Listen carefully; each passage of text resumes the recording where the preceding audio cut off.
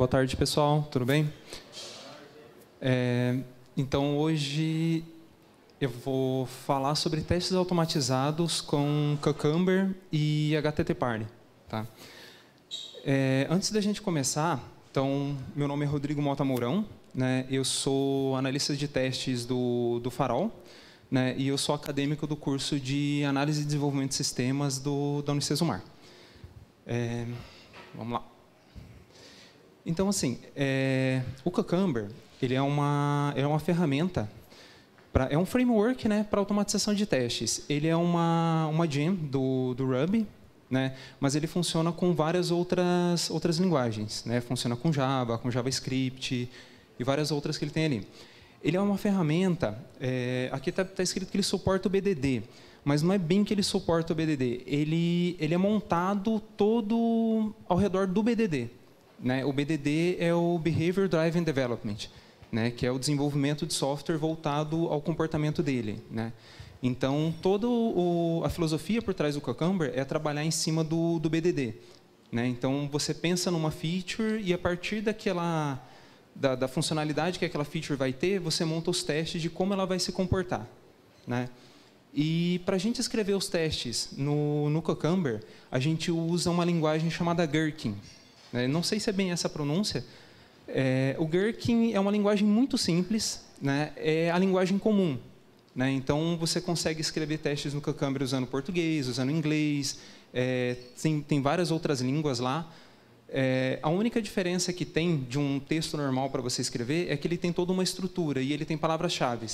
Então, desde que você respeite as palavras-chave certinho e tal, você consegue escrever um teste em qualquer língua que você quiser. E uma coisa muito legal no Cucumber, que foi algo que chamou muita atenção para a gente, é a questão da Live Documentation. Né? Toda a parte de testes do Cucumber, ela gera uma documentação. Né? Eu vou mostrar certinho aqui para vocês como que funciona. Bom, esse aqui é um print do código, tá? De como que ele fica mais ou menos. Deixa eu mostrar aqui mais de perto. Então, esse aqui é um testezinho pequeno. Tá?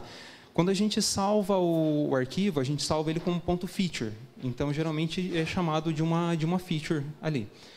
Então, assim, a primeira linha que tem ali é a linguagem que você vai usar. Se você deixar sem nada, vai fazer os testes no inglês. Tá? Precisa identificar para ele conseguir entender qual linguagem que você está trabalhando. Né? A funcionalidade é a funcionalidade que você está testando. Então, você tem que quebrar os seus testes de uma forma que você sempre vai testar um pedacinho de cada vez do seu teste. Né? Se você parar para pensar, não, isso aqui faz isso e isso, então aí já está errado, você tem que quebrar em 2 testes. Os testes você sempre pega o menor pedaço possível.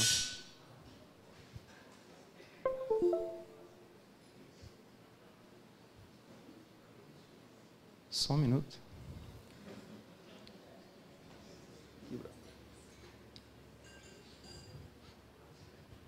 Aí. Então, nesse caso aqui, é um exemplo de testes que foi feito lá no Farol, né, de uma ferramenta do RH, que é o Compliance. Né? A gente está desenvolvendo e homologando o Compliance. Então, aqui, a funcionalidade é enviar uma mensagem de denúncia anônima. Né? Então, aqui, como que foi montado o teste? Né? Primeiro, logo depois da funcionalidade, aquele pedacinho de texto é uma user history. Então, é o que aquela funcionalidade, né, é o que você deseja atingir com aquela funcionalidade. Então, ali a gente tem, como usuário do canal de ética da DB1, quero realizar requisições na API do Compliance a fim de enviar uma reclamação de forma anônima. Né? Isso é a ação que você quer executar a partir daquela funcionalidade. Né? E aí vem a parte do teste em si. Né? Os testes eles são quebrados em vários cenários. Cada cenário você pode validar um pedaço da aplicação, uma funcionalidade. Nesse caso, ele é um formulário. Então, a gente acabou usando cada cenário para validar um campo, alguma coisa assim. Né? Nesse caso aqui, é mais ou menos um caminho feliz. Né? Então, a gente montou ali um contexto.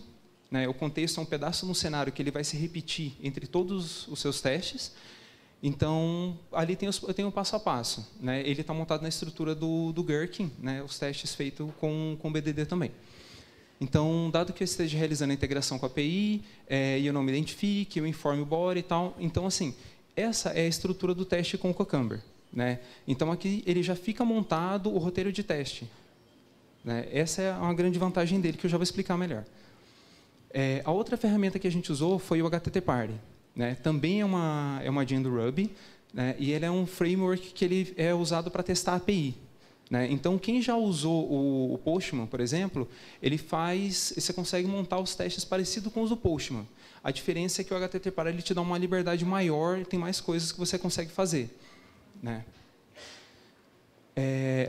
Aqui é um step.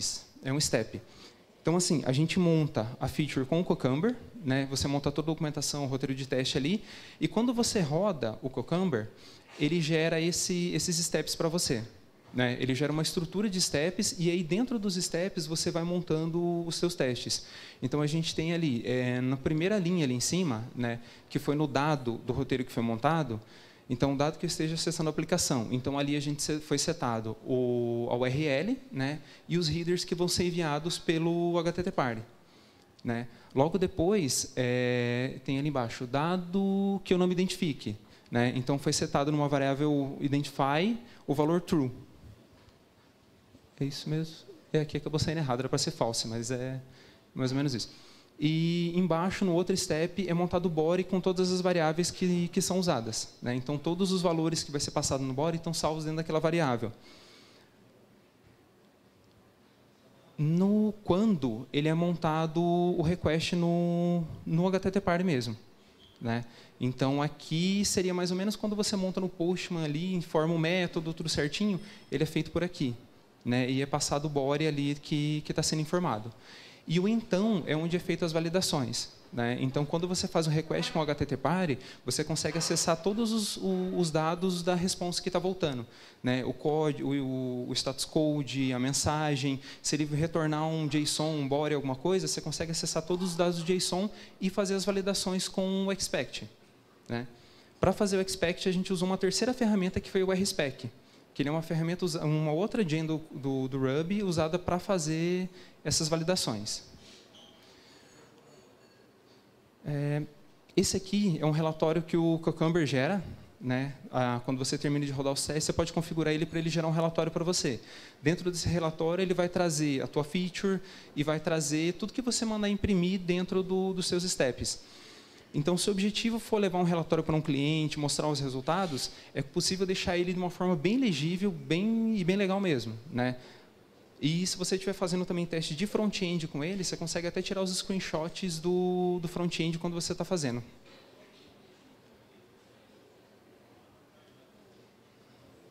Tá. E o porquê que a gente está usando, então, essas ferramentas? Né? Quando a gente começou a fazer os testes no Farol, no Mandala, a gente usava muito Postman. Né? A gente montou muitos testes no Postman. O Mandala mesmo ele tem mais de 1000 testes montados no Postman ali. Só que o que acontece? Nós tivemos um problema, porque ficou faltando algumas validações que a gente não conseguia fazer com o Postman. A gente começou a pesquisar e descobriu essas ferramentas. Então, a gente começou pelo Cucumber, né? Porque a parte da documentação do Cucumber, ela ajudou bastante em diminuir o nosso tempo de montar os roteiros de teste, montar os testes. Porque você monta o roteiro junto com o teste já. Né? A ferramenta já começa a montar os testes para você a partir do roteiro que você faz. Né? O HTTParty foi para fazer as requests, né, na API, que foi uma ferramenta muito fácil de usar, ela é muito simples. Né? E para o Mandala, em específico, o problema que a gente teve é que a gente não conseguia validar de forma automática dentro do banco de dados. Né? Então, montando uma estrutura com o Cucumber, o HTTParty e mais outras duas gens que a gente usou, que foi o Ruby OCI 8 e o Oracle Query, a gente conseguiu fazer essa validação no banco de dados. Então, como que ficou? A gente consegue mandar um post, né, pelo HTTParty e receber a resposta daquele post, validar o status code, validar a resposta que está vindo. A gente consegue entrar no banco de dados, fazer uma pesquisa em SQL dentro do banco, receber o resultado dessa pesquisa, validar o resultado dessa pesquisa. Né? Então, era uma validação que a gente não conseguia fazer com o Postman automatizada e agora a gente conseguiu montar. Né? E esses aqui são alguns links, né, de algumas referências que foram usadas. Né? A documentação do Cucumber, o site do RubyGems, que ele tem toda a documentação de todas as ferramentas que a gente usou, você consegue encontrar lá. tem um artigo do Medium, do Rafael Beran. É um artigo muito bom que a gente usou para começar a montar a estrutura dos nossos testes. E os cursos do Bruno da Silva Batista, na Udemy, que são cursos muito bons na parte de teste de software e automatização. E é isso, pessoal. Se alguém tiver alguma pergunta, eu me coloco à disposição.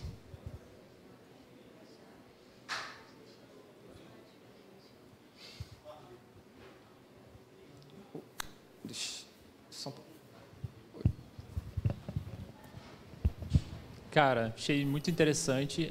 Parabéns pela talk. Uma pergunta que eu tenho é a respeito de performance. A nível que eu tenho aí boas queries SQL, a nível que eu tenho uma boa cobertura de teste, quanto tempo leva aí em torno de para rodar cada teste, cada switch?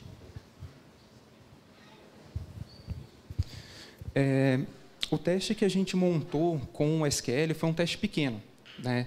Mas, assim, ele é um pouquinho mais demorado do que, de repente, a gente fazer a mesma pesquisa no Debeaver. Ele é um pouquinho mais demorado do que no Debeaver, né? Mas é bem pouca coisa, né? Aí ele vai variar bastante de volume de dados e tudo mais, mas tem sido bem tranquilo, sabe? Inclusive, o teste que a gente limpa primeiro a base de dados, faz o request, depois valida, né? Valida aquilo ali e depois limpa de novo, né? E ele está levando, em média, ele leva uns 2, 3 segundos, mais ou menos, para fazer. É bem tranquilo, é bem rapidinho ali para fazer.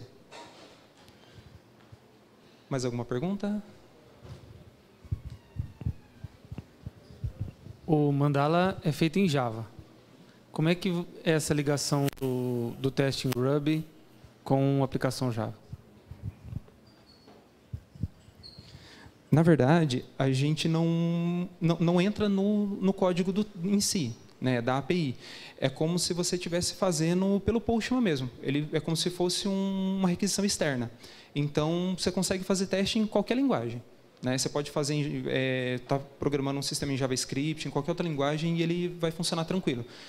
Você monta ele todo em código, tudo, né, mas ele funciona como se fosse algo externo para mandar essa requisição. Então, ele não chega a entrar no código e tal, é bem tranquilo para fazer. Era isso mesmo? Isso, você coloca a aplicação para rodar. No caso, lá do Mandala, a gente tem um ambiente de homologação, né? Então, a gente bota para rodar no ambiente de homologação e aí vai fazendo os requests no ambiente de homologação ou de produção, se precisar. Então, é isso, pessoal. Então, muito obrigado por vocês terem vindo aqui. Desculpa o nervosismo, tá? Primeira vez. E obrigado mesmo. Valeu.